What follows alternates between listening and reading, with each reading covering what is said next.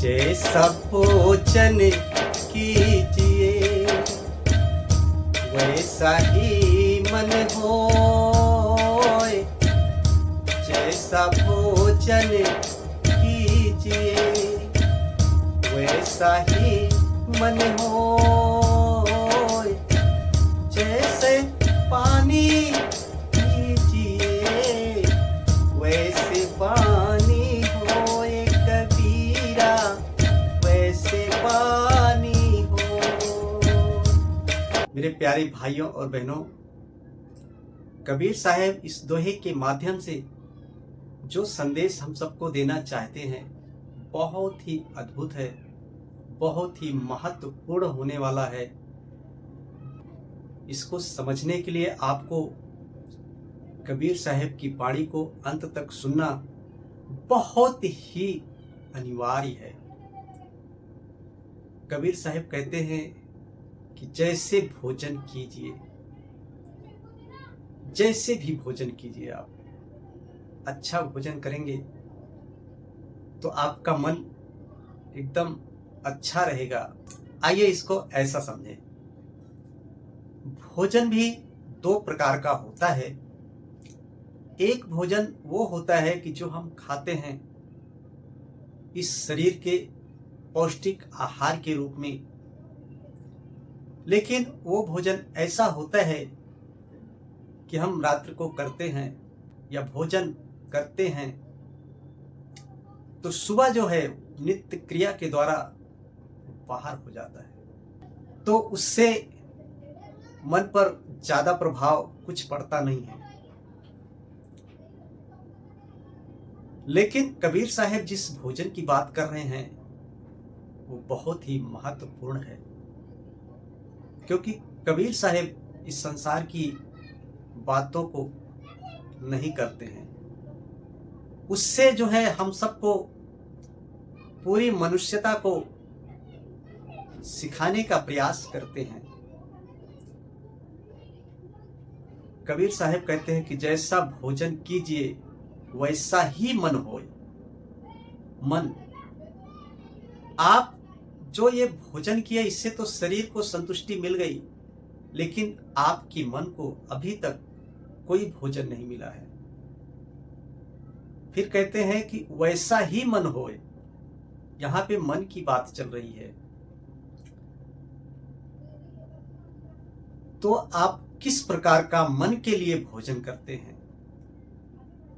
कोई है गीत सुन रहा है, कोई है संगीत लिख रहा है, कोई कुछ सुन रहा है, कोई कुछ सुन रहा है। तो यहां पे महत्वपूर्ण क्या हो जाता है? जैसे आपने दिन भर टीवी सीरियल देखे और उसमें सारी रास लीला देखी आपने, तो आपने अपने मन को क्या खिलाया? हमारा मन भी उसी की ओर आकर्षित हुआ और हम उसको करने के लिए लालायित हो गए। ठीक इसी प्रकार हम दिन भर अपने इस मन को, जैसे कि हम फिल्में देखते हैं, लड़ाई की फिल्में देखते हैं, फिर हमारा मन का भोजन क्या हुआ? वो लड़ाई का, वो जो पिक्चर में जितने सीने चली लड़ाई झगड़े की, वो सब हमने देखा और हमने अपने मन को वो खिलाया और हमारे मन के ऊपर वो हावी हो गया। और दूसरी तरफ हम अपने मन को इस भाग दौड़ की जिंदगी में, इधर उधर की उलझनों में जो चीज देखा, और कुछ लोग ऐसे हैं, बहुत थोड़े लोग ऐसे हैं कि जो अपने इस मन को एकदम मजबूत, एकदम साहसी भोजन कराते हैं, साधु संगत की शरण में चले जाते हैं और वो दिन भर नेगेटिव को निकाल कर फेंक देते हैं, नकारात्मक ऊर्जा को फेंक देते हैं और वहां से सकारात्मक ऊर्जा लेकर के आते हैं, तो उनके दिन भर का भोजन क्या हुआ? अपने मन को वो ये भोजन कराए, साधु संतों की वाणी को सुना और उसके अनुसार अपने जीवन को चलाना, या जीवन चलाए तो कितना सुंदरमय दृश्य हो गया। ठीक इसी प्रकार इस बात पर मैं उनको कोस तो नहीं रहा हूं, जैसे हमारी बहनें हैं, माताएं हैं, उनके मन का भोजन कैसा होता है, इधर उधर बैठ करके इसकी चुगली करना, उसकी चुगली करना, इधर से नकारात्मक ऊर्जा लिया, उधर से नकारात्मक विचार लिए, तो उनके मन का भोजन क्या हुआ? पूरे दिन उनके मन का वही भोजन हुआ और वो ऐसा समझती हैं कि मैंने तो आज कुछ किया नहीं। लेकिन नहीं, जाने या अनजाने में ही सही, आपने अपने मन का वो भोजन बना लिया कि जो आप चाहते नहीं थे, और आपके साथ ऐसी घटनाएं घटी। क्यों? क्योंकि आपने अपने मन का भोजन इनसे सुन करके, उनसे सुन करके, इनसे कह करके, उनसे कह करके आपने अपने दिन भर का भोजन अपने मन को खिला दिया और आपके साथ ऐसी घटनाएं हो जाती हैं। इसके लिए मैं यही चाहूंगा, कबीर साहब हम सबको यही बता रहे हैं कि अपने मन को आप क्या खिलाते हैं। यहाँ पे बहुत ही महत्वपूर्ण ये वचन है, इसको ऐसे लाइट में मत लीजिएगा। सुनते वक्त आप गहराई से सोचें, उसको मनन करें, विचार करें कि कबीर साहब हम सबको क्या बताने की कोशिश कर रहे हैं। कोई है दिन भर अपने मन को प्रेम की, जैसे कहते हैं कि बोया पेड़ बबूल का तो आम कहां से होए। आपने अपने मन को ऐसे भोजन खिला दिए हैं और आप सोचते हैं कि मुझे मेरे साथ अच्छा हो, बहुत मुश्किल है। जैसे संगत वैसे रंगत।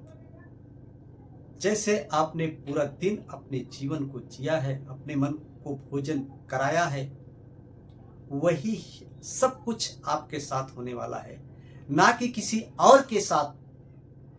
क्योंकि भोजन आपने कराया, अपने मन को कराया, ना कि किसी और को। तो परिणाम किसको मिलेगा देखने के लिए?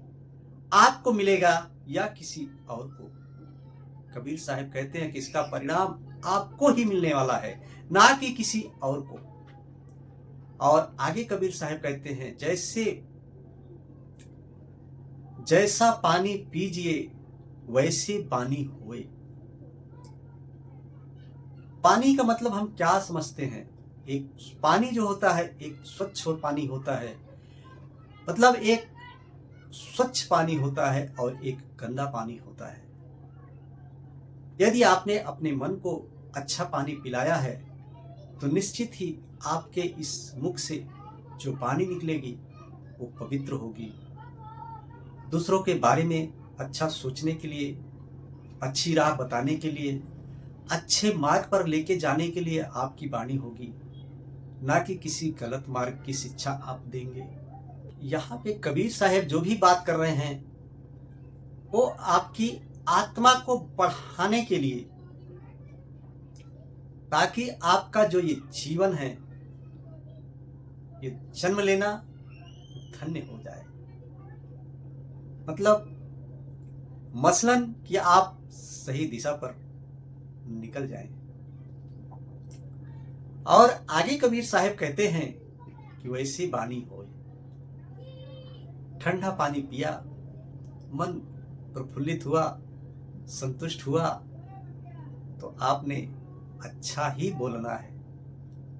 किसी के लिए आप बुरा सोच ही नहीं सकते, क्योंकि आपका मन पवित्र है, शुद्ध है। आप जो भी कार्य करेंगे वो परमात्मा, वो ईश्वर, वो अल्लाह गॉड आप किसी भी नाम से पुकारें, ये मायने नहीं रखता है। मायने रखता है तो सिर्फ आपकी सोच, आपका विचार।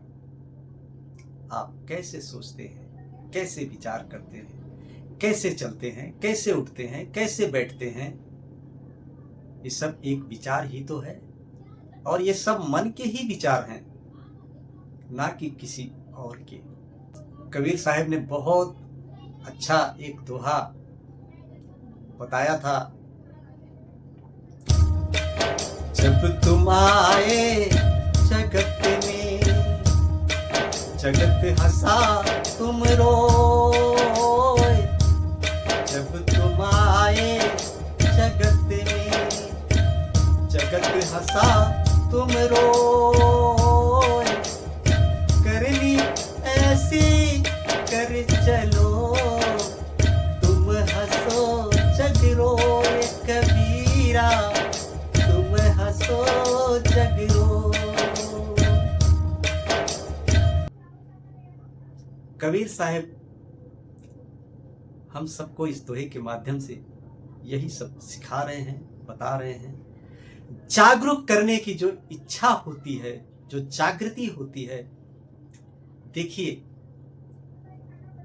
2 शब्द से बना है जागरूक। यदि आप किसी तरह से परेशान हैं, किसी गतिविधि में फंसे हैं, उलझे हैं, जैसे कि मकड़ी का जाला, तो कबीर साहब कहते हैं रुक जाओ, शांत हो जाओ